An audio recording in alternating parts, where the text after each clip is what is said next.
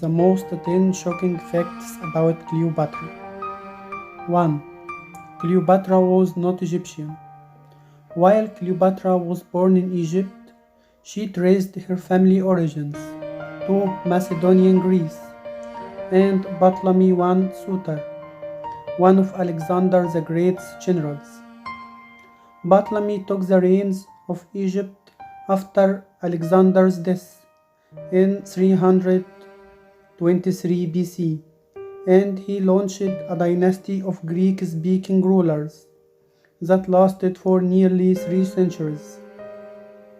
Despite not being Egyptian, Cleopatra embraced many of her country's ancient customs and was the first member of the Ptolemaic line to learn the Egyptian language. 2. She was the product of incest. Like many royal houses, members of the Ptolemaic dynasty often married within the family to preserve the purity of their bloodline. More than a dozen of Cleopatra's ancestors tied the knot with cousins or siblings, and it's likely that her own parents were brother and sister. In keeping with this custom, Cleopatra eventually married both of her adolescent brothers, each of whom served as her ceremonial spouse and co-regent at different times during her reign. 3. Cleopatra's beauty wasn't her biggest asset.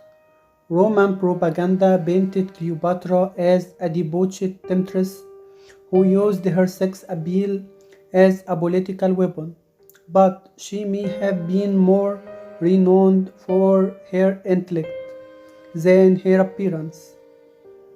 She spoke as many as a dozen languages and was educated in mathematics, philosophy, oratory, and astronomy. And the Egyptian sources later described her as a ruler who elevated the ranks of scholars and enjoyed their company. There is also evidence that Cleopatra wasn't as physically striking as once believed. Coins with her portrait show her with manly features and a large hooked nose, so some historians contended that she intentionally portrayed herself as masculine, as a display of strength. For his part, the ancient writer Tarsh claimed that Cleopatra's beauty was not altogether incomparable, and that it was instead her mellifluous speaking voice and irresistible charm that made her so desirable. 4. She had a hand in the deaths of 3 of her siblings. Power grabs and murder plots were as much a Ptolemaic tradition as family marriage, and Cleopatra and her brother and sisters were no different. Her first sibling husband, Ptolemy XII, ran her out of Egypt after she tried to take sole possession of the throne, and the pair later faced off in a civil war. Cleopatra regained the upper hand by teaming with Julius Caesar, and Ptolemy drowned in the Nile River after being defeated in battle. Following the war, Cleopatra remarried to her younger brother,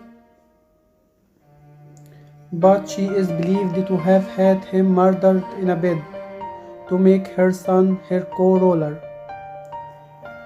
In 41 BC, she also engineered the execution of her sister, who she considered a rival to the throne. 5. Cleopatra knew how to make an entrance. Cleopatra believed herself to be a living goddess, and she often used clever stagecraft to woo potential allies and reinforce her divine status. A famous example of her flair to the dramatic came in 48 BC, when Julius Caesar arrived in Alexandria during her feud with her brother Ptolemy XII. Knowing Ptolemy's forces would thwart her attempts to meet with the Roman general, Cleopatra had herself wrapped in a carpet. Some sources say it was a linen sack, and smuggled into his personal quarters.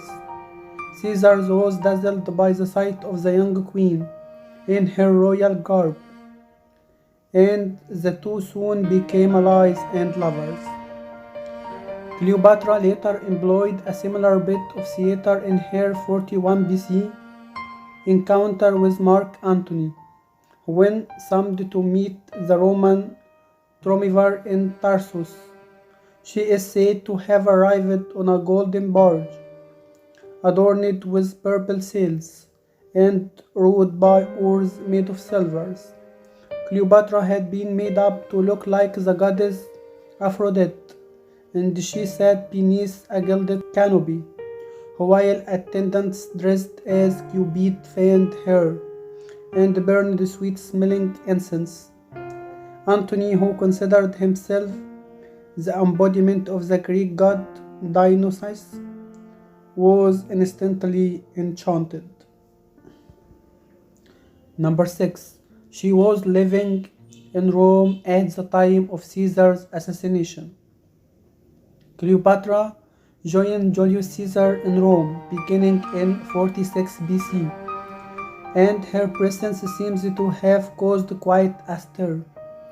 Caesar didn't hide that she was his mistress.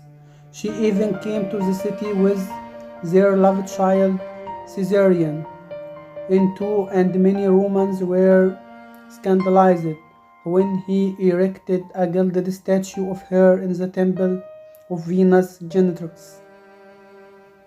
Cleopatra was forced to flee Rome after Caesar was stabbed to death in the Roman Senate in 44 BC, but by then she had made her mark on the city.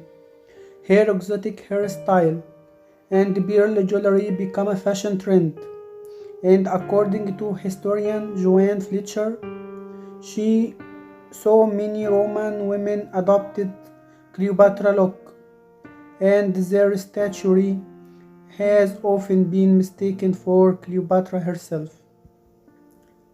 Cleopatra and Mark Antony formed their own drinking club. Cleopatra first began her legendary love affair with the Roman general Mark Antony in 41 BC. Their relationship had a political component. Cleopatra needed Antony to protect her crown and maintain Egypt's independence, while Antony needed access to the Egypt's riches and resources. But they were also famously fond of each other's company. According to ancient sources, they spent the winter of 41 to 40 BC living a life of leisure and excess in Egypt, and even formed their own drinking society known as Inimitable Lovers. The group engaged in nightly feasts and wine bingos, and its members occasionally took part in elaborate games and contests. One of Antony and Cleopatra's favorite activities supposedly involved wandering the streets of Alexandria in disguise and playing pranks on its residents. 8. She led a fleet in a naval battle. Cleopatra eventually married Mark Antony and had 3 children with him, but their relationship also spawned a massive scandal in Rome. Antony's rival Octavian used propaganda to portray him as a traitor under the sway of a scheming seductress. And in 32 BC, the Roman Senate declared war on Cleopatra. The conflict reached its climax the following year in a famous naval battle at Actium. Cleopatra personally led several dozen Egyptian warships into the fray alongside Antony's fleet, but they were no match for Octavian's navy. The battle soon devolved into a rout, and Cleopatra and Antony were forced to break through the Roman line and flee to Egypt. 9. Cleopatra may not have died from an asphabite. Cleopatra and Antony famously took their own lives in 30 BC, after Octavian's forced pursued them to Alexandria. While Antony is said to have fatally stabbed himself in the stomach, Cleopatra's method of suicide is less certain, most likely a viper or Egyptian cobra to bite her arm, but the ancient chronicle Plutarch admits that what really took place is known to no one. He says Cleopatra was also known to conceal a deadly poison in one of her hair combs, and the historian Strabo notes that she may have applied a fatal ointment. With this in mind, many scholars now suspect she used a pen dipped in some form of potent toxin, snake venom or otherwise. Number 10. The 1963 film about her was one of the most expensive movies of all time. The Queen of the Nile has been portrayed on the silver screen by the likes of Claudette Colbert and Sophia Loren, but she was most famously played by Elizabeth Taylor in the 1963 sword and scandal epic Cleopatra. The film was blocked by production problems and script issues, and its budget eventually soared from $2 million to $44 million, including some $200,000 just to cover the cost of Taylor's costumes. It was the most expensive movie ever made at the time of its release, and nearly bankrupted its studio, despite ranking in a fortune at the box office.